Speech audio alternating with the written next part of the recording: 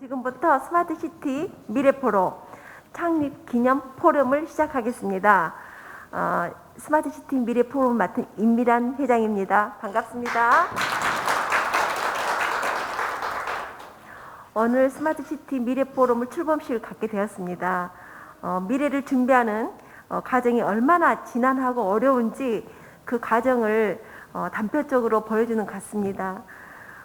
지금은 세계 제4차 산업혁명으로 거대한 변화가 정말 우리도 모르게 이미 와 있고 또 코로나19로 인해서 더욱더 빨리 확장돼서 우리 발 앞에 지금 바로 밑으로 와 있는 듯 합니다. 바로 인공지능, 또 빅데이터, 또 사물 인터넷 등으로 대표하는 4차 산업혁명을 통해서 새로운 미래도시 스마트 시티가 우리나라를 비롯해서 세계 곳곳에서 지금 이미 이루어지고 있다고 봅니다. 미래도시 스마트 시티로 무엇을 할 수 있을 것인가, 또 우리는 무엇을 해야 할 것인가는 거대 담론의 앞에 또 이렇게 오늘 토론회를 개최하게 되었습니다. 그럼 먼저 전력거래소 김영환 제주본부장님께서 먼저 해주시겠습니다. 예, 반갑습니다. 저는 오늘 전력 분야에 대해서 얘기를 드리도록 하겠습니다. 사실 스마트 그리드라고 우리 지금 스마트 시티, 똑똑한 도시, 똑똑한 전기, 스마트 그리드는 2010년도에 저희 제주도에 실증단지가 있었는데요. 아직 그게 언제 그랬냐는 듯이 잊혀지고 있습니다. 그게 잘 성공하지 못한 이유가 우리가 스마트 시티로서 얻을 수 있는 게 편리하고 값싸고 또 깨끗하게 이런 환경을 구성할 수 있다는 장점이 있다면 모든 도민들이 다 스마트 시티를 자기도 모르는 사이에 다 수용하게 될 것입니다. 근데 전기 분야는 그렇지 못했습니다. 한전이 알아서 값싸고 깨끗하게 편리하게 다 해주기 때문이죠. 그러니까 아무도 필요성을 느끼지 않았습니다. 이것이 문제였던 거죠. 우리나라의 전력 요금이 싸게 잘 운영되고 있습니다. 세계적으로 높은 수준으로. 그런데 지금은 이제 우리가 환경이 많이 변하고 있습니다. 그 대표적인 이유가 과거에는 원전 석탄이 담당하던 것이 이제 석탄이 미세먼지, 원전은 또 여러분 잘 알다시피 이제 방사능 위험, 이런 걱정이 이제 우려되고 있기 때문에 이제는 깨끗한 에너지인 신재생 에너지, 우리는 이제 분산 에너지라고 합니다. 분산 에너지로 시대가 바뀌어서 결국은 과거에 하려고 했다가 못했던 스마트 그리드로 돌아가야 되는 상황입니다. 이 스마트 그리드와 또 스마트 시티는 아주 밀접합니다. 오늘 앞서 발표한 내용 중에 보면 깨끗한 환경이나 또는 디지털 기술을 이용해서 많이 적용되는 발표 내용들을 봤는데요. 우리가 이 3차 산업혁명, 또 이제는 더 나아가서 4차 산업혁명이라고 얘기할 때 가장 중요한 게 에너지의 변화입니다. 동력의 변화. 우리가 산업혁명이 사실은 전기기관의 발명에 의했었죠. 그게 이제 화석연료 중심에서 이제 우리가 새로운 3차 산업혁명은 신재생 에너지로의 전환을 필요로 하는 거죠. 그러나 이런 그 산업혁명의 전환, 우리가 3차, 4차 혁명의 전환에는 그거에 하는 어떤 통신기술, 정보통신기술, ICT 기술이 를 통해서 구현되어야 합니다. 이미 지금은 우리가 아까 AI 스마트 시티라고 하는데요. 이 AI에 우리가 주의해야 됩니다. 멀게 느껴진다는 거죠. 우리가 스마트 그리드도 실패한 이유 또 하나가 멀게 느낀 겁니다. 이미 와 있는데 우리 모르는 사이에 이건 내가 할 일이 아니야. 사실 여기 참여한 사람들은 멀게 느껴지는 신세대, 저도 50대니까요. 신세대입니다. 실제로 젊은 세대들은 전혀 아니죠. 이미 AI가 되지 않으면 안 됩니다. 사실 우리 아까 발표 내용 중에 앞으로는 모든 에너지 소비가 데이터 센터들이 할 것이다. 빅데이터도 이제 한물 같습니다. 이제는 빅데이터가 아니라 데이터 레이크. 이 데이터 레이크를 운영하는 건 인간이 아닙니다. 인공지능이어야 합니다. 이미 우리 아까 KT의 기가진이가 이미 일종의 아주 걸음마의 인공지능이죠. 이런 기능들이 아주 많아져야 되는 시대입니다. 과거에는 한전이 영역을 지켜서 KT가 이겨내질 못해서 10년 동안 지금 계란으로 바위치기 상황입니다. 근데 KT만으로는 안 된다는 것입니다. 우리나라도 물론 지금 뭐 대기업 삼성 이런 기업들이 이제 앞으로 이 스마트 시티에 참여하고 스마트 그리드에 참여하고 이렇게 국가 주도하에서 가는 방법도 있지만 중소기업 벤처의 새로운 비즈니스 모델을 찾아내는 것이 스마트 시티의 관건입니다. 사실은 공공기관이나 한전이나 또는 정부 또 지방정부도 마찬가지죠. 사실은 안정화된 기관들이기 때문에 잘 이끌어내질 못합니다. 실질적으로. 그래서 스마트 시티가 성공하는 데 진짜 역할은 수많은 개미군단, 수많은 중소기업들이 중소벤처가 사실은 도전했다가 90%가 쓰러지고 죽어야만이 성공할 수 있는 것이 우리 아닌가 이렇게 저는 그런 느낌을 오늘 발표 중에서 받았고요. 저는 오늘 제주 사례를 통해서 설명을 드리려고 합니다. 제주는 이미 평균 수요가 저희가 1인당 1kW 씁니다. 모든 국민이.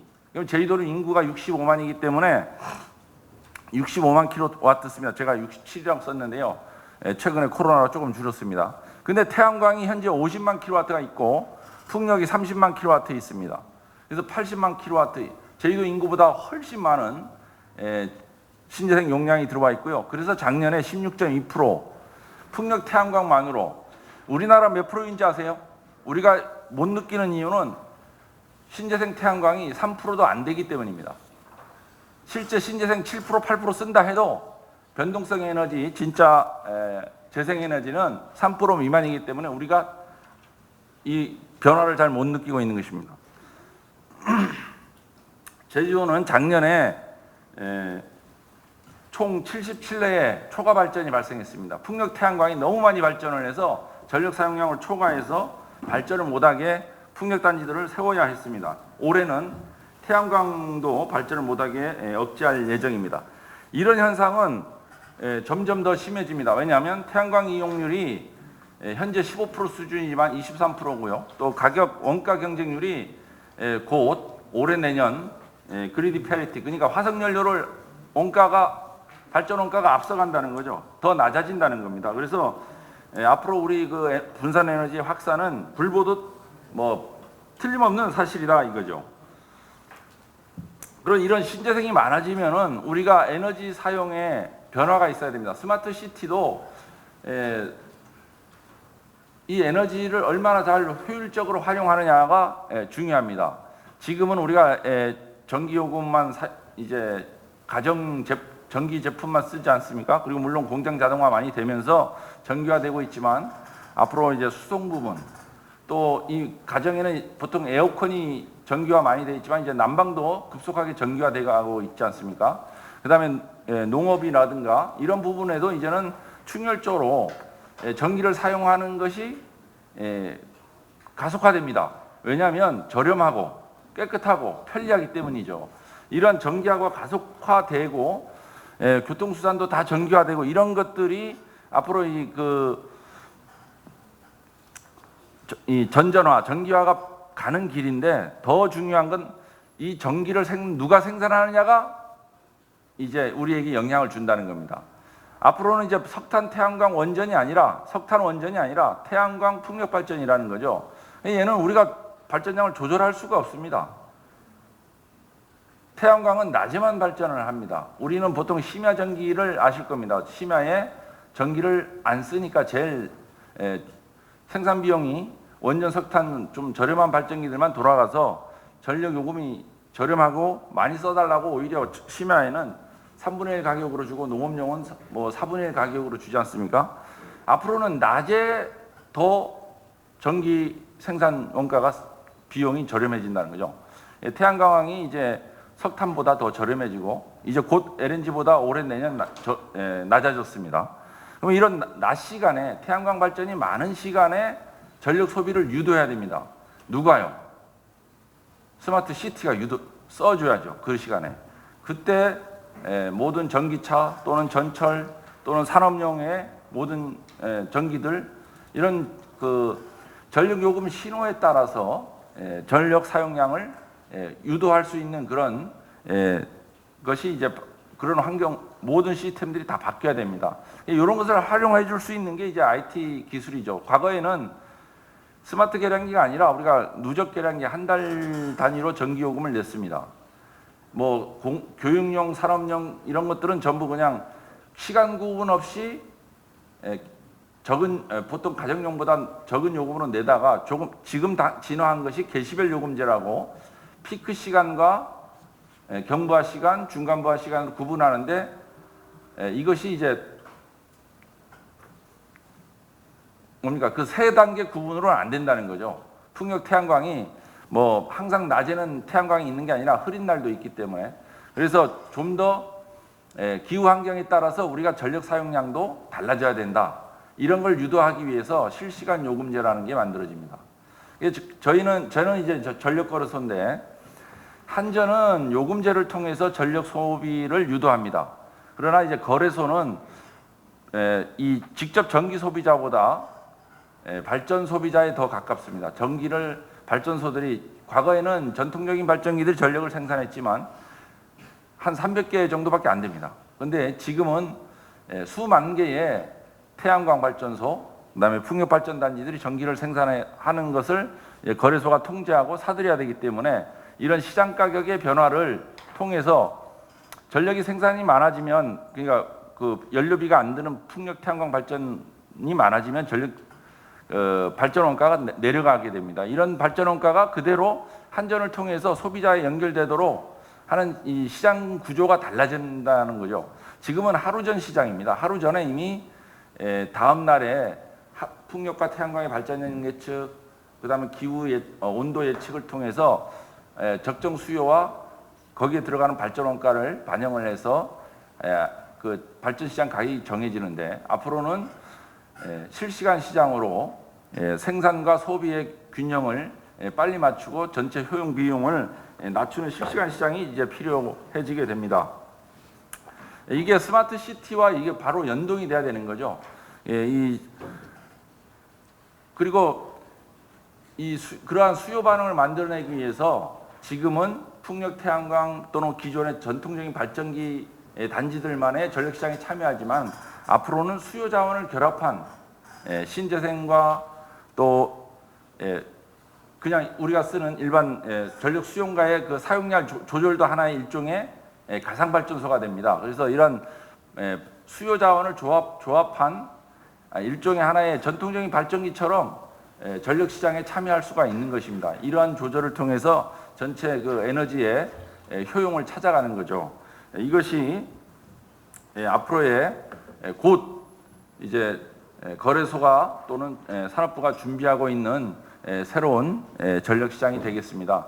사실 일반에서는 이제 전기요금 제도만 이제 인식을 하기 때문에 아마 여기 계신 분들은 잘 모르는데요. 제가 이 짧은 시간에 이걸 다 설명하려고 하다 보니까 말의 속도도 빠르고 더듬도 많이 걸리고 이렇습니다. 제가 충분히 읽어보면 될 수 있도록 많은 양으로 설명을 해놨습니다. 다음에 기회가 되면 더 좋은 설명을 하도록 하겠습니다. 이상입니다. 감사합니다.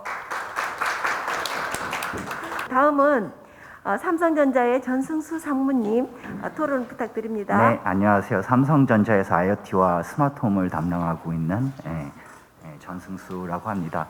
저는 뭘 얘기할까 고민을 하다가 결국은 이제 스마트 시티가 되려고 그러면은 결국 이제 영리한 여러 개의 스마트홈들이 좀 모여야겠죠. 그러니까 뭐 정책 위주로 한 뭐 톱다운 방식도 좋지만 궁극적으로는 기반이 되는 스마트홈들이 영리해야지만 이 진정한 스마트 시티가 구축이 된다고 생각을 하고 있거든요. 그런 관점에서 이제 그 삼성전자에서도 이제 여러 가지 스마트 홈과 관련된 이제 서비스와 이 제품들을 좀 제공을 하고 있는데요. 다음 혹시 내릴 수 있나요? 네. 요즘 좀 팬데믹 그 코비드 19을 위한 팬데믹 얘기가 많이 있죠. 그래서 이게 어떤 임팩이 있었나 한번 저희가 이 IoT 플랫폼이 있다 보니까 한번 좀 뽑아봤어요. 도대체 어떻게 될 것인가. 전반적으로 이 팬데믹으로 인해서 이제 스마트홈이 많이 커질 거라고 이렇게 전망이 되고 있어요. 실제로 저희가 데이터를 봐도 그 소비자들이 개인과 위생에 대한 관심이 많아진 걸 볼 수 있는데요. 보면은 뭐 세탁기나 전체적인 건조기 전체 사용 횟수가 뭐 그 2019년도 대비 뭐 2020년도에 보면은 약 3배 정도 증가한 걸 볼 수 있어요. 이 집에 오래 있다 보니까 이런 건강 관련, 위생 관련 이런 컨선들이 많이 니즈가 생긴 것 같고요. 또 실제로도 저희가 이제 뭐 그 여러 가지 스마트 기기들이 있는데 보면은 그 가정 내 오븐 전체 사용 횟수라든지 아니면 심지어는 저 냉장고 문 여는 그 열린 횟수까지도 이 상당히 많이 증가를 하고 있습니다. 그 얘기인즉슨 이제 집 내에서 이제 좀 보다 사용자들이 편리하게 기기를 좀 사용하고자 하는 니즈가 좀 있는 것 같고요. 다음 페이지 한번 좀 보시겠어요? 그래서 전체적인 집에 대한 그 개념이 좀 많이 바뀌고 있는 것 같아요. 예전 같으면은 뭐 잠만 자고 휴식 취하고 그런 공간에서 이제는 집으로부터 이제 뭐 나는 안전함을 좀 추구한다든지 아니면은 또 나만의 개성과 취향을 찾는 그런 분들도 많이 계시는 것 같아요. IT가 뭐 비단 뭐 이런 기기 연동뿐만 아니라 좀 라이프 스타일을 찾아주는 개성과 취향을 이런 부분들도 좀 많이 어드레스가 돼야 될 것 같고요. 또 궁극적으로 스마트홈이라 그러면 편리해야겠죠. 모든 게 다 오토메이션이 돼서 연동이 돼야 될 것 같고요. 다음.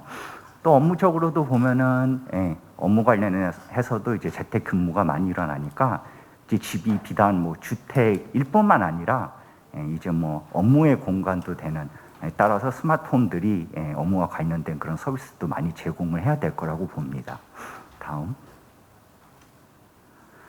그래서 저희 뭐 삼성전자에서 보면 여러 가지 스마트홈 관련된 서비스들을 많이 제공하고 있어요. 뭐 그 시간이 없어서 몇 개만 짧게 말씀을 드려야 될 것 같은데 저 두 번째 보면 이제 반려가전 그 관련이 펫 서비스가 있어요. 스마트띵스 펫 서비스인데 저희가 2021년도 CES 때 발표를 한 겁니다. 기존 뭐 우리 로봇 청소기 생각하면 어떻습니까? 그냥 AI 기능이 탑재돼서 집안 청소만 깨끗이 하면 되지라고 생각하기 쉬운데 이제 거기에 저희는 한 발 더 나와서 이제 각종 센서들이 있으니 뭐 이렇게 외출 중일 때 내 반려견이 어떻게 있는지 이런 것들을 원격에서 감시를 하면 어떨까? 또한 또 이렇게 배변을 하게 되면은 자동으로 치워주고 또 청소를 하는 와중에도 배변이 있다 그러면은 피해서 가고 이런 각종 서비스를 제공해주는 스마트띵스 펫 서비스를 좀 제공을 하고 있고요. 또 앞으로는 이 홈투카나 아니면 카투홈 서비스도 많이 증가를 할 거라고 봅니다. 그래서 실제 그 삼성 스마트띵스에서는 뭐 메르세데스 벤츠라든가 스마트카 등 여러 파트너사와 이런 관련 서비스들을 많이 만들고 있고요. 또 저희 뭐 요리 하시는 거 다 힘드시잖아요. 요리할 때 AI가 요리한다는 상상을 해보셨는지는 잘 모르겠는데 직접 뭐 AI가 요리를 하는 건 아니고 뭐 개인 취향에 따라서 그 뭐 요리를 그 추천도 해주고 또 우리가 또 요리한다 그러면 식재료가 뭐가 필요한지도 잘 모르잖아요. 식재료도 구해주고 어디서 구해야 되는지도 좀 해주고 연동해서 직접 구매를 하고 또 궁극적으로는 우리 그 스마트 가전기기에 전달이 돼서 알아서 쿠킹까지 해주는 이런 서비스까지도 저희가 좀 출시를 하려고 하고 있습니다. 다음. 또 뭐 에너지 관련 얘기들도 많은데 사실 뭐 저희 가전기 같은 경우에는 가전량을 다 이 클라우드로 다 이렇게 다 내보내고 있습니다. 실제로도 데이터 사용량이 어떻게 되는지 좀 다 알아보고 있고요. 실제로 이런 에너지 절감을 좀 하려고 그러면은 사실 그 누구보다도 이 에너지 절감 로직에 대한 부분들은 그 기기를 만드는 제조사가 좀 제일 잘 알 수 있다고 생각하거든요. 그런 부분에서 이제 좀 에너지 절감이 필요하다 그러면은 저희가 자체적으로 에너지 자동 절감을 할 수 있는 이런 로직들을 같이 좀 돌리고 있습니다. 다음, 이건 다음 것들은 스킵할게요. 그리고 이런 뭐 스마트한 서비스들이 있다고 그래도 결국 스마트한 기기들도 같이 있어야 되겠죠. 그래서 삼성전자에서도 이제 그 비스포크라고 해서 맞춤 가전 브랜드인데 개인과 취향에 맞춰서 이런 취향에 맞는 이런 가전 제품을 제공하고 더불어서 거기 이제 IoT 기능들도 기본적으로 이렇게 탑재가 됩니다. 다음. 사실 이건 뭐 좀 자랑 같은데 저희 비스포크가 사실 이제 그 한 공간에 좀 몸을 넣었거든요, 키친에. 근데 요거를 이제 전 영역에 걸쳐서 이제 집안에 전 영역에 걸쳐서 좀 저희가 좀 그 제품을 확장하려고 하고 있고요. 총 17개 제품으로 전 주택에 아우르는 공간에 좀 IoT 기기들을 좀 배치를 하려고 하고 있습니다. 다음.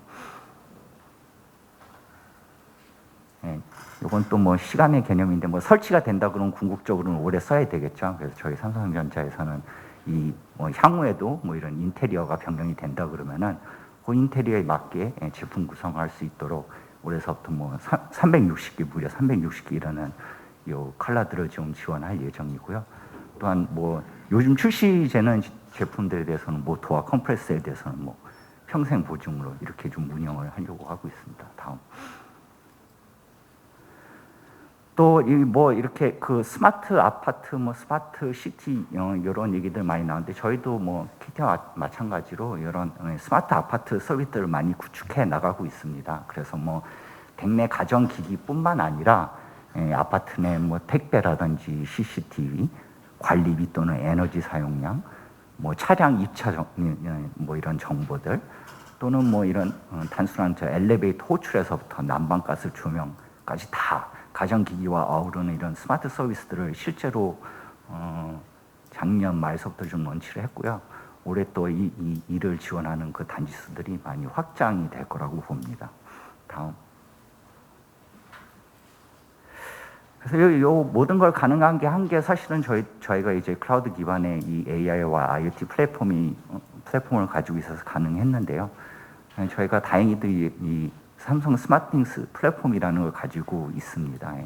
국내 월간 이용자 수로 보면 압도적 1위죠. 거의 뭐 월간 사용자의 71.3%를 점유를 하고 있고 실제 저 말씀드렸다시피 중소기업과의 연동도 되게 중요하거든요. 실제 스마트띵스가 오픈 생태계를 추구를 하고 있는데 벌써 뭐 한 200여 개의 브랜드와 2,500여 개에 다다르는 기기들 서로 연동을 지금 현재 하고 있고요. 다음. 앞으로도 뭐 간단하게 그냥 스마트홈에 대해서 좀 이렇게 설명을 드렸는데 결국 이런 스마트홈들이 좀 모여서 결국 아주 영리한 스마트 시티에 좀 많이 기여할 거라고 봅니다. 감사합니다. 짧은 시간에 해주시느라 고생하셨습니다. 다음으로는 우리 오랫동안 항상 저와 함께 토론도 참 많이 함께 해오신 예. 오늘도 함께 예. 하셨는데 한국 스마트홈 산업협회 도철규 본부장님 토론 부탁드립니다. 네, 그 제 요약문하고 PPT를 겸용해서 설명을 드리도록 하겠습니다. 저희 스마트홈 산업협회는 관련 기업이 한 300군데 정도 돼서 IT 하드웨어, 소프트웨어 쪽 이렇게 협업을 좀 하고 있고요. 오늘 참석하신 뭐 KT라든지 삼성이라든지 SH공사 또 관련된 기업, 기관이 이렇게 오셨고 제가 할 내용을 다 앞에서 설명을 드린 것 같아요. 그래서 간단히 5분 안에 마치도록 하겠습니다.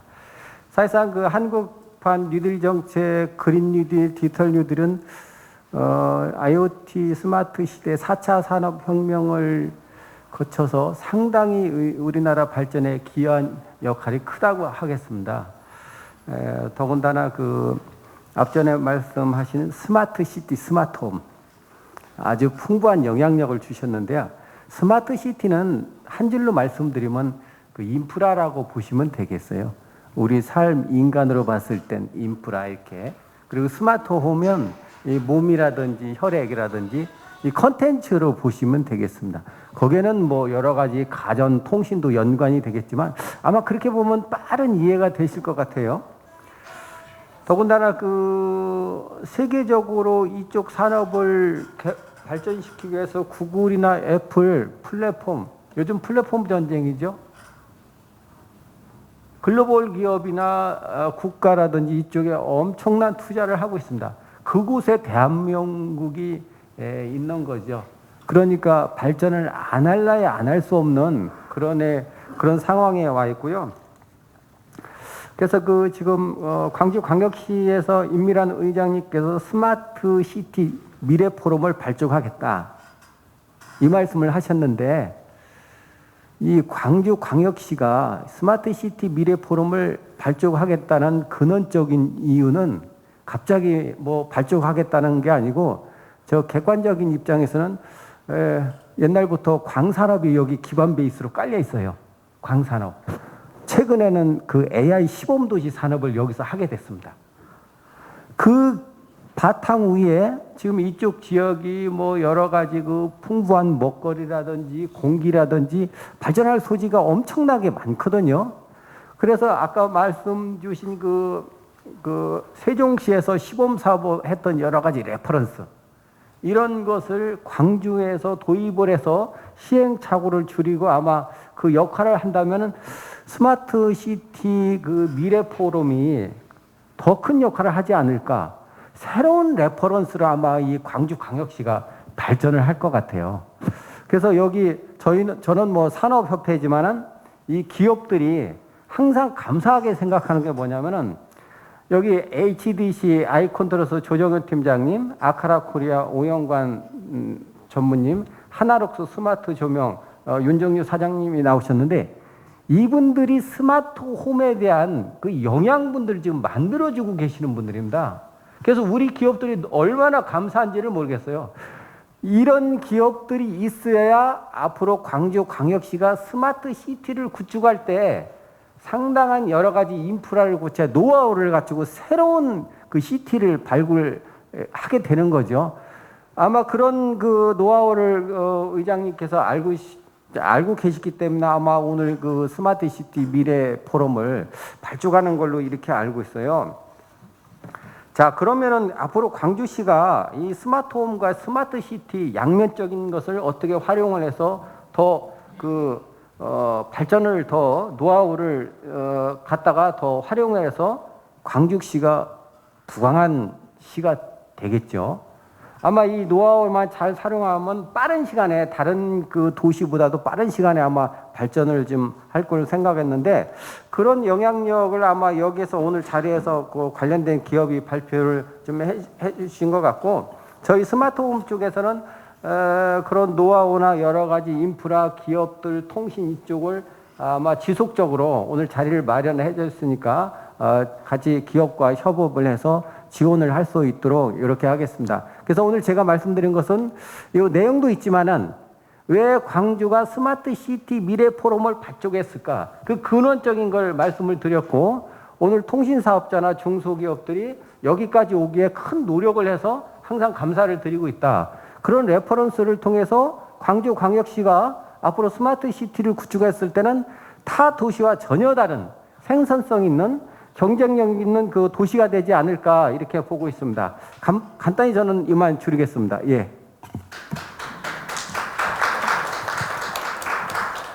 다음은 우리 지금 전남대학교 우리 제가 존경하는 빅데이터 융합부의 남영환 교수님 토론 부탁드립니다. 감사합니다.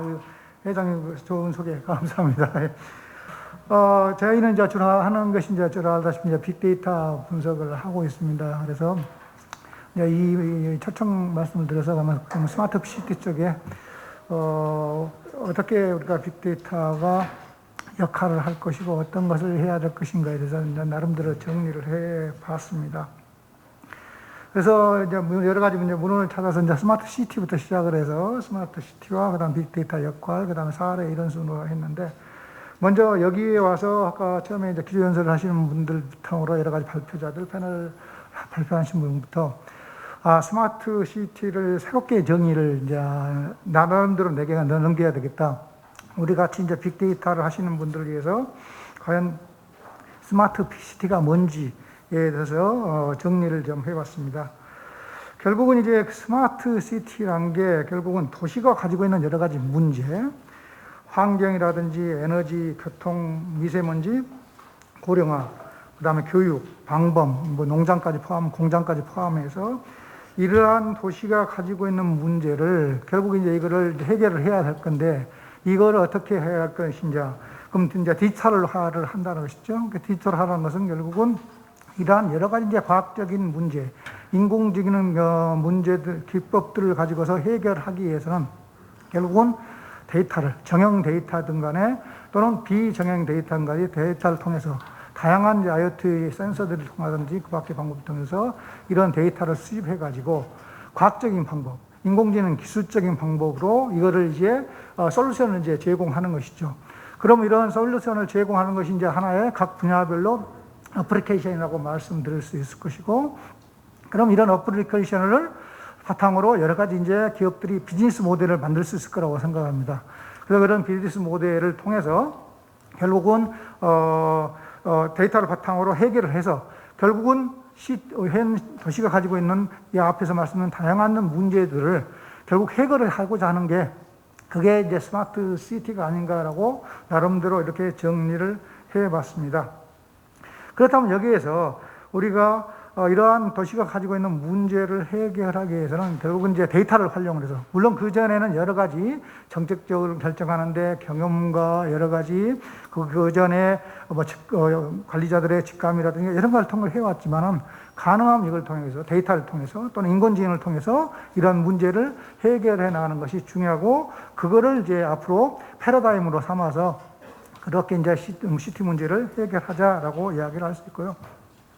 그렇다면 이제 여기서 이제 빅데이터가 하는 문제가 나오는데, 우리가 이제 저희가 하고 있는 이 프로그램에서 이제 하고자 하는 게 결국은 이제 해결해야 될 이제 분야들이 그 어플리케이션들이 많이 있을 거라고 생각하는데, 어떤 경우는 이제 데이터를 쉽게 얻을 수도 있는 것이고, 그다음에 어떤 경우는 데이터를 쉽게 얻을 수 없는 경우도 있을 것이라고 생각합니다. 물론 이제 데이터를 쉽게 얻을 수 있는 경우는 다양한 이제 비즈니스들이 먼저 개발이 돼서 나올 거라고 생각을 하는데, 그렇다면 우리는 거기에서 이제 데이터를 얻기 어려운 것들에 대해서 어떻게 또 지원해 줄 것이고, 만약에 거기에서 빅데이터를 얻을 수 없다라고 생각한다면 조그만 스몰 데이터를 획득을 해가지고, 그럼 정말로 아까 말씀드린 그런 문제를 해결하는데 이런 스몰 데이터만으로도 충분히 빅데이터의 효과를 낼 수 있을 만큼 그렇게 최적화시키는 기법들은 많이 있습니다. 그래서 그러한 방법들을 활용해 가지고 결국은 문제를 할 수 있는, 그래서 데이터를 쉽게 얻을 수 있는 만큼 나름대로 비즈니스 모델이 많이 만들어지만, 그렇지 않고 우리가 가지고 있는 현재라는 문제들을 해결하기 위해서 이런 분야에서는 데이터가 수집이 어렵다. 그렇다면 그거를 수집할 수 있는 방법을 적극적으로 지원을 한다든지 그런 정책을 만들어 나감으로써 데이터를 수집해서 그럼 그런 데이터를 통해서 이제 비즈니스 모델을 또 개발을 해서 우리 기업들을 이제 도와줄 수 있지 않을까라고 생각합니다.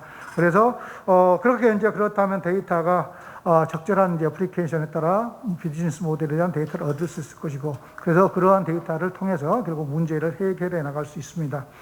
그래서 그런 사례들로 이제 여러 가지 하나 예를 들었는데, 우리 책에는 이제 하나만 가져왔어요. 시간 전략을 하기 위해서 하나만 해왔는데, 결국 이제 에너지의 수급 예측 모델이 하나 될 수가 있겠죠. 그래서 에너지 수급 모델 같은 경우는 결국은 이제 수급량과 그다음에 공급량을 조절해야 되겠죠. 만약에 조절이 안 된다면 몇 년 전에 블랙아웃처럼 그러한 현상들이 생길 수가 있기 때문에, 과연 그러면 이 기간을 정해서 하루치의 필요가 정책이 필요할 것인지 일주일치에 대한 예측이 필요할 것인지, 예를 들어서 저희 같은 경우는 이제 민감 채소에 대한 이제 수급 예측 모형을 좀 만들고 있습니다. 그래서 민감 채소 중에 특히 이제 양파하고 마늘 같은 경우에 그 경우는 이제 한 달 전, 다시 말해서 이제 생산되기 전 한 달 전에 이 생산량과 생산량을 예측을 해주면 그거에 맞게끔 과연 우리가 가격이 폭등하지 않기 위해서 또는 가격이 폭락하지 않기 위해서는 수입을 한다든지 여러 가지 정책을 펼 수 있게끔 하기 위해서 한 달 전에 그렇게 수급 예측 모델을 통해서 이제 생산량을 정확한 예측을 해주려고 하고 있습니다. 그래서 거의 요즘에는 이제 워낙 인공지능 기술들이 많이 있어서 95% 정도까지 이제 맞출 수 있고, 그래서 예전에 신문에 이렇게 대체적으로 이제 홍보를 한 적도 있습니다만, 그런 같은처럼 에너지 같은 경우도 결국 여러 가지 우리 예제를 들어서 나왔지만은 결국 이제 하루치를 할 것이냐, 일주일치를 할 것이냐, 한 달 전에 할 것인가는 이런 모델들을 만들어야 될 거고, 그와 같은 것처럼 마찬가지 우리가 여러 가지 이제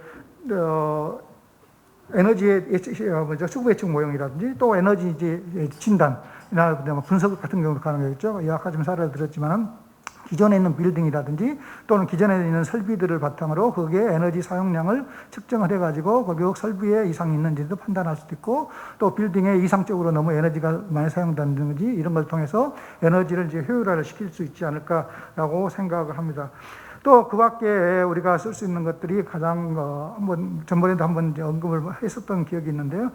우리 각 이제 아파트마다 이제 변압기 같은 경우가 있을 수 있습니다. 그러면 과연 이 변압기를 언제 교체하는 게 가장 좋을 것인지, 그러면 그런 데이터들을 실질적으로 모아서 너무 빨리 교체하는 것은 결국은 이제 경제적인 효과가 떨어지는 것이고, 그 다음에 너무 이제 늦게 교체하는 것은 이제 파손에 의해서 결국 정전이 되는, 그 아파트가 정전이 되는 이런 문제점이 있기 때문에 최적의 교체 시기가 언제일 것인지, 이러한 것들을 다양하게 우리가 데이터를 통해서 이제 응용을 통해서 현실의 문제를 해결할 수 있지 않을까라고 생각할 수 있습니다. 네, 여기까지 말씀드리겠습니다. 이어서 우리 현대종합설계의 우경준 개발사업팀장님 부탁드립니다. 예, 반갑습니다. 중요한 행사에 초청해 주셔서 감사드리고요. 저희는 이제 포럼 출범에 맞춰서 저희 스마트시티 진행 사례를 좀 설명을 한번 드리고, 거기에서 저희가 좀 느꼈던 점들, 그리고 좀 사업을 추진하면서 좀 고려해야 될 점들에 대해서 좀 말씀을 드리도록 그렇게 하겠습니다. 저희가 소개시켜드릴 사업은 저 해외 1호 스마트시티 수출 사업인 쿠웨이트 스마트시티고요. 그 사업에 대해서 좀 간단하게 설명을 드리면서 저희 내용을 좀 보여드리도록 하겠습니다. 예, 쿠웨이트 사우사다 압둘라 신도시 개발 사업은 쿠웨이트 심각한 주거난을 극복하기 위해서 정부 주도의 주택 공급 사업으로 LH와 공동 개발하고 있는 프로젝트입니다. 그래서 전체 연면적은 6,500만 제곱미터 정도, 분당 한 3배 정도 규모로 사업이 출범이 됐고요. 상업시설부터 각종 시설, 그다음에 뭐 스마트팜, 솔라팜까지 다양한 용도가 복합적으로 미래지향적으로 계획되어 있습니다. 이 프로젝트는 2014년에 쿠웨이트와 대한민국의 양해 각서 체결로 시작이 됐고요. 2년 후에 2016년에 쿠웨이트 주거복지청 파우와 LH가 MOU를 체결해서 추진되었습니다. 2017년에 본 설계가 착수를 했고요. 저희가 단계를 거쳐서 지금 한 2월, 3월 정도에 설계 준공을 앞두고 있습니다.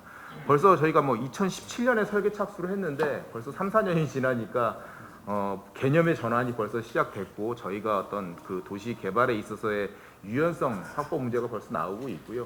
아직 설계 준공이 되지 않았는데도 새로운 서비스들이 나오고 있어서 그런 부분들에 대한 고려를 앞으로 어떻게 해야 될지는 좀 많은 고민이 있습니다. 지금 보여드리는 부분은 과업수행 조직이고요. 쿠웨이트 주거복지청하고 LH가 이제 공동으로 사업을 추진하고 있고요. 저희 국내에 8개 사가 컨소시엄으로 구성이 돼서 진출한 사항입니다. 그리고 쿠웨이트 해외사들이 서브 컨소로 구성을 해서 사업 진행을 지금 종료를 앞두고 있습니다. 다음 부탁드리겠습니다. 전반적으로 이제 스마트 시티는 사실 구성되어 있는 인프라 서비스가 많은 부분을 차지하고 있고요. 저희 SSAC 프로젝트 같은 경우에는 뭐 모빌리티, 보안, 유틸리티, 복지, 환경, 주거 분야 해서 한 30개 정도 분야의 서비스가 있고, 그 중에 한 15개는 쿠웨이트에 최초로 도입되는 그런 서비스들이고, 한 10개는 이미 운영되는 서비스를 좀 업그레이드하는 그런 개념의 서비스입니다. 그리고 5개는 사용자 중심으로 이미 있지만 사용자들이 좀 더 느낄 수 있는 서비스로 전환을 앞두고 있는 그런 서비스들로 구성이 되어 있습니다. 다음 부탁드리겠습니다.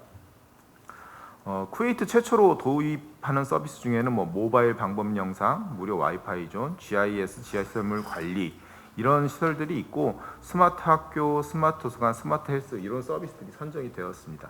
다음. 그 다음 부분은 이제 성능 향상을 하는 서비스인데, 뭐 대기 환경 감시, 쿠웨이트 같은 경우는 대기질 문제가 상당히 심각하거든요. 그래서 대기에 관한 부분이 좀 중요하고요. 그다음에 신호 제어 시스템, 양방향 가로등, 방범 CCTV 제어 뭐 이런 부분들이 좀 성능을 향상시키는 그런 서비스로 선정이 되었습니다. 그리고 사용자 중심으로 전환한 서비스에는 뭐 도시민과 운영자, 관리자를 위한 도시 데이터를 재생산하는 도시 데이터 융합 서비스도 준비가 되고 있습니다. 그리고 저희가 주로 관여한 부분은 저희가 주택 부분, 파일럿 하우징 부분인데요. 좀 샘플 하우스 단지를 먼저 준비를 하고 있고요. 전체 단지 서쪽에 위치하고 있는 주거 단지로 한 2,500세대 정도 수용이 가능한 규모로 설계가 되었고, 전체 11개의 이런 주거 단지가 집합이 되어 있습니다. 그 중에 하나의 시범 단지라고 보시면 될 것 같고요. 저희는 그 중에 이제 그 빌라 구역을 담당해서 지금 작업을 진행을 했습니다.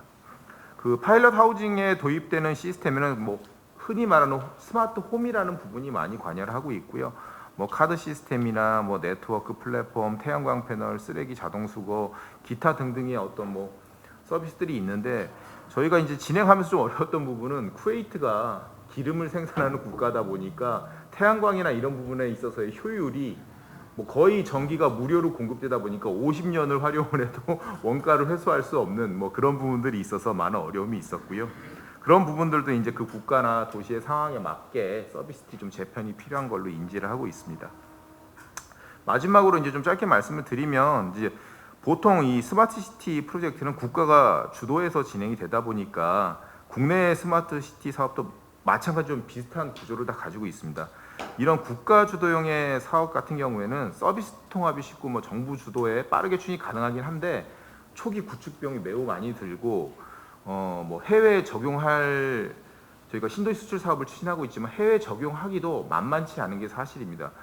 특히 이제 뭐 마스터 플랜 차원에서 뭐 이렇게 추진하는 게 아니고 기존 도시들이 직면한 각각의 문제를 해결할 수 있는 효과적인 그 도시마다 다 다른 어떤 그런 플랫폼이 구축이 돼야 되고요. 신도시 개발은 좀 인프라적인 측면이 좀 중요하게 강조가 되고 있습니다. 그러나 이제 건설사 비용 문제로 뭐 스마트홈, 네트워크 관련 시스템 좀 선택의 문제로 많이 이제 민간 부분으로 넘어가 있기도 하고요.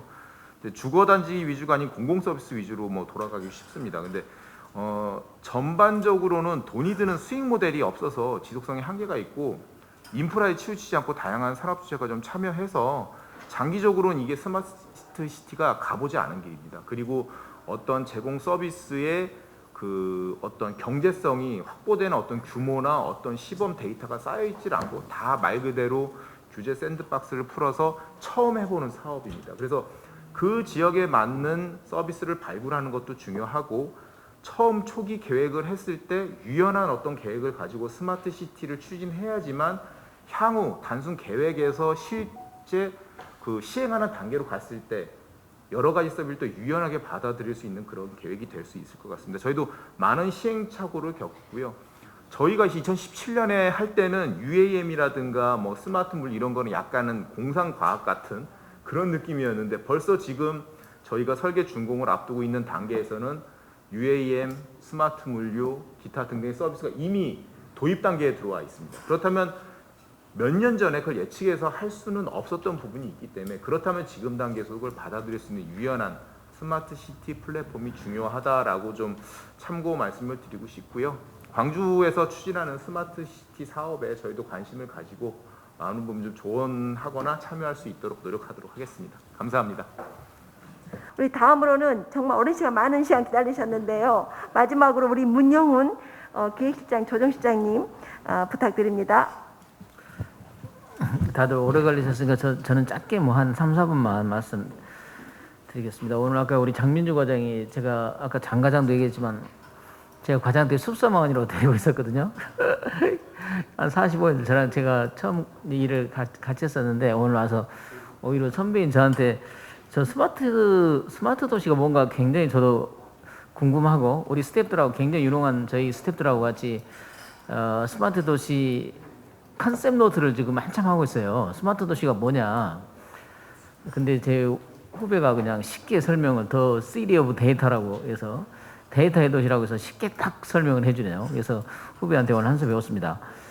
또 우리 KT에서는 뭐 AI 기반으로 한 스마트 도시를 과연 어느 영역에 집어넣을 건가 상당히 궁금한데 상당히 오늘 뭐 홈워크, 뭐 교육 등등 하면서 저한테 좀 구체적으로 좀 찝어줬고요. 그래서 이제 저희는 지금 광주시에서 하고 있는 거는 지금 기본계획 다 수립된 건 아실 거고요. 지금 하고 있는 게 일단 우리 4,800 명의 광주시 공무원 전체가 이 스마트 도시 광주가 뭐냐라고 하는 컨센서스를 좀 가져야 되겠다. 그래서 이게 뭐 중앙정부에서도 보면 이제 국토부가 법령을 만들어서 이렇게 했고, 그다음에 뭐 행정안전부라든지 등등 뭐 여러 부처에서 막 스마트 도시 관련된 게 막 쏟아지는데 가장 이제 대표적인 개념이라고 하면 이제 국토부에서 내린 건데 굉장히 제가 보기에는 좀 하드웨어적인 개념 정의를 내렸더라고요. 그래서 뭐 국무조정실이나 이런 데서 뭐 전체적인 종합적인 스마트 도시가 과연 우리 대한민국에서 추구하는 스마트 도시가 뭐냐라고 해서 종합적인 아주 쉽게 아주 쉬운 데피니션을 좀 해줬으면 좋겠는데 그런 게 없어요. 그래서 우리 광주 차원에서 지금 그 작업을 저희가 TP라든지 등등 여러 기관들하고 같이 지금 하고 있습니다. 한 달 정도 하고 있는 것 같습니다. 그리고 이제 기본 계획을 했지만 좀 더 실행적인 마스터 플랜을 2030을 좀 만들어서 뭐 복잡하지 않게 아주 짧게 해서 심플하게 해서 우리가 해야 될 것들을 지금 준비하려고 지금 하고 있고요. 제가 보기에는 뭐 서울 같은 경우는 너무 크고 이제 그런데 저희 광주는 뭐 한 148만 도시의 이 사이즈가 아주 스마트 도시를 구현할 수 있는 좋은 사이즈 같아요. 이게 뭐 중범위 우리 학교에서 공부할 때 뭐 중범위 이런 비슷하게 딱 중간 사이즈에 이런 사이즈에서 굉장히 전체적인 효과도 내버릴 수 있는. 그래서 이제 광주 전체를 스마트화하는 도시로 만드는 일을 하면서 그 중에서 뭐 몇 개를 뽑아서 이제 스타 스마트 지역을 우리가 또 만들어내야 되겠죠. 그래서 몇 개 이렇게 말하면 너무 획일적일 수도 있는데 5개 구청별로 가장 스마트화된 지역을 만들 수 있는 스마트 지역을 한번 뽑아내 보시라. 이렇게 해서 저희가 좀 시에서 재정을 좀 지원해줘서 그것들이 이제 이렇게 단기간에 이렇게 치고 올라가면서 전체적인 어떤 광주 전체 도시의 스마트화도 우리가 같이 이뤄봐야겠다 이런 생각이 들고요. 그다음에 한 2가지만 더 말씀드리면 일단 이걸 위해서는 우리 뭐 기획실로 조직이 이렇게 왔습니다. 좀 더 종합적인 사고를 시야를 갖고 있으니까 근데 이제 우리 기획실의 스마트 도시 담당관실만 해야 될 일은 아니고 제가 보기에는 이제 아까도 말씀드렸지만 4,800명의 우리 전사적으로 광주시 본청에서 일하고 있는 모든 일들을 지금 AI도 저희가 그렇게 하고 그린뉴딜도 그렇게 하듯이 하나하나씩을 스마트화되게 모든 부서들이 하나하나씩 건드려서 조금씩 향상시키는 노력을 같이 해야 될 것 같고 5개 구청에 6천여 명의 우리 공직자들이 계신데 그분들도 역시 마찬가지로 스마트 도시에서 소외되지 않게 일해서 그분들이 해나가고 25개 또 우리 공공기관들 더해서 이제 우리 그 프라이빗 섹터에 있는 우리 민간 영역 모든 것들이 다 같이 광주광역시의 퍼블릭 섹터와 프라이빗 섹터가 다 같이 힘을 합해서 우리 의회와 함께 이 스마트 도시 광주를 한번 해보자. 그래서 2030까지 우리 대한민국에서 또는 전 세계에서 가장 스마트화된 도시 광주를 만들어낸다면 이제 뭐 지표로 다 나오겠죠, 그죠? 좀 더 많은 사람들이 안전 정말 억울하게 교통이나 안전 이런 것들 정말 정말 조금만 이렇게 어떤 데이터 기반으로 해서 미리 정보를 줬으면 생명을 잃지 않을 수 있는데 그런 분들이 생명을 잃었다든지 이런 숫자가 줄어드는 등등 뭐 교육도 그렇고 일자리도 마찬가지고 그런 것들이 나올 거니까 그런 것들도 연도별로 저희가 추이를 계속 좀 볼 수 있을 것 같고 그다음에 스마트 도시 광주로 저희가 날린다면 이 스마트 산업과 관련된 것들이 뭐 수도권에 집중되어 있지만 우리 AI와 같이 광주로 내려와서 하나의 그런 집적화된 어떤 산업 단지도 만들어내면서 직접적인 경제 효과도 만들어질 수 있지 않을까 이렇게 생각을 해봅니다. 이 정도 말씀드리겠습니다.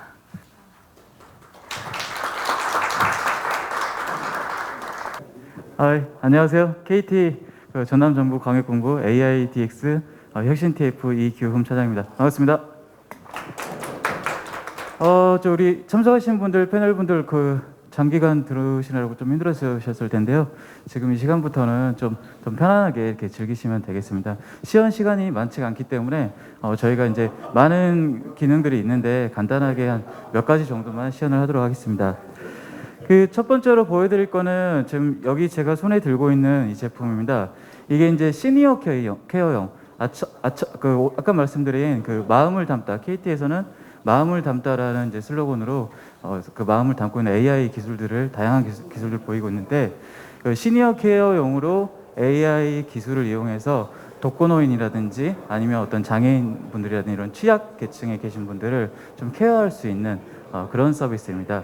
몇 가지 다양한 기능들이 있는데 대표적인 기능 한 2가지 정도만 시연을 통해서 보여드릴 예정입니다.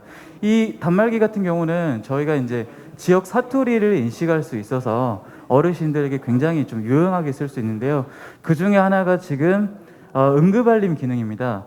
독거노인 분들이나 아니면 좀 취약계층에 계신 분들이 어떤 위급 상황이 발생됐을 때 전화할 분들이 없고 외롭고 고독하고 그리고 이제 뭐 몸이 불편하고 그랬을 때 음성 발화를 통해서 긴급 호출을 할 수 있는 거죠. 그래서 뭐 진야한 다음에 뭐 살려줘라고 한다든지 그러면은 이제 그 보호자와 복지사에게 긴급 구조 요청 SOS가 발송이 되고 이런 통합 관제 시스템에서 실시간으로 조회해서 KT 텔레콤이나 119를 연동을 통해서 현장 출동까지 할 수 있는 그런 서비스입니다. 제가 간단하게 한번 시연을 해보도록 하겠습니다. 진이야? 네. 몸에 주껏 단계. 등록된 휴대폰으로 응급 알림이 문자를 발송했습니다. 이렇게 보시는 바와 같이 지금 화면 핸드폰이어서 잘 안 보이실 텐데요. 등록된 핸드폰으로 구조 요청 SOS가 발생이 됩니다. 제가 일부러 지금 빛골 강조해 왔기 때문에 전라도 사투리를 통해서 한번 시연을 해봤는데요. 다양한 사투리를 인식을 통해서 가능하다는 점, 그래서 어르신들에게 굉장히 유용하게 사용될 수 있다는 점 보실 수 있습니다. 그래서 이런 관제센터에서 이걸 계속해서 실시간으로 모니터링을 하다가 정말로 위급 상황인 것 같다 그러면 현장 출동까지 해서 그래서 사고를 방지할 수 있는 그런 서비스라고 볼 수 있습니다. 한 가지 더 보여드리자면은 기존의 AI 스피커들이 어떻게 보면 약간 단방향 서비스였습니다. 진이야 음악 틀어줘 아니면 뭐 이야기하자 약간 단방향 서비스였는데 이 안내 방송 서비스는 지자체에서 우리 어르신들 스피커로 메시지를 이렇게 보낼 수 있는 자동으로 메시지를 보낼 수 있는 겁니다. 그래서 어떤 기상특보라든지 뭐 코로나 백신 어떤 공지사항들을 보낼 수 있고 거기에 대해서 응답을 통해서 또 실시간으로 통합 관제에서 확인할 수도 있는 그런 서비스입니다. 제가 이것도 간단하게 한번 시연을 해보도록 하겠습니다. 간단하게 해주셔야 돼요. 네.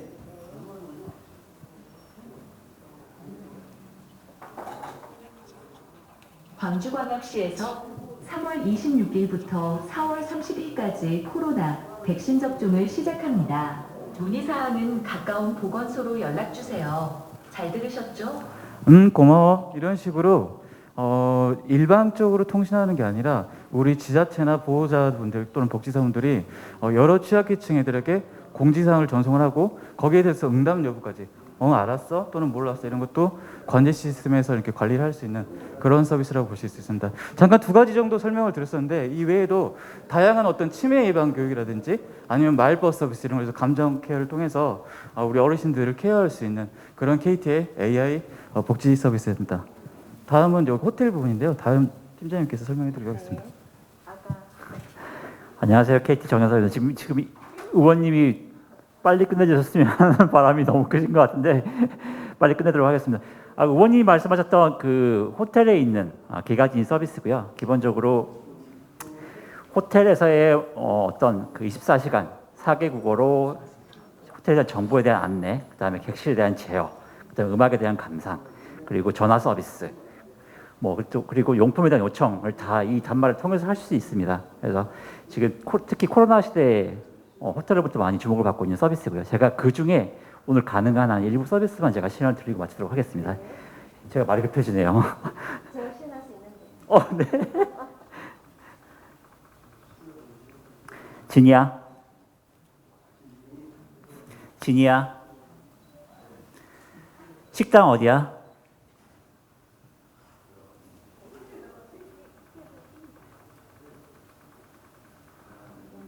네, 제가 좀 마이크를 좀 키우고 다시 하겠습니다. 진이야, 헬스장 어디야? 피트니스는 20층에 위치하고 있으며 운영 시간은 오전 10시. 네, 이처럼 음성 비서 역할로 24시간 동안 4개 국어로 기본적으로 대화를 가능하다는 장점을 가지고 있고요. 또 하나는 이제 사실 가장 많이 쓰고 계신 서비스가 음악 서비스입니다. 그래서 음악을 이제 다양하게 무제한으로 즐길 수 있는 그런 서비스가 들어가 있고요. 진이야, 트로트 들려줘. 네, 들려드릴게요. 연결하신 지니뮤직 아이디에 이용권이 없어 미리 듣기로 들려드려요. 지금은 제가 연결 안 시키기 때문에 1분만 듣습니다.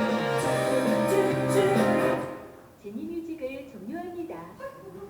네, 제가 껐습니다. 네. 그리고 또 하나는 사실 가장 많이 쓰시고 계시고 유용한 서비스가 용품에 대한 요청입니다. 그래서 전화를 굳이 하실 필요 없이 비대면으로 말로써 쉽게 용품을 요청할 수 있는 그런 장점이 있습니다. 진이야, 진이야, 수건 하나 갖다 줘. 베스트원 한 개 요청하시겠습니까? 확인, 취소를 말씀해 주세요. 확인.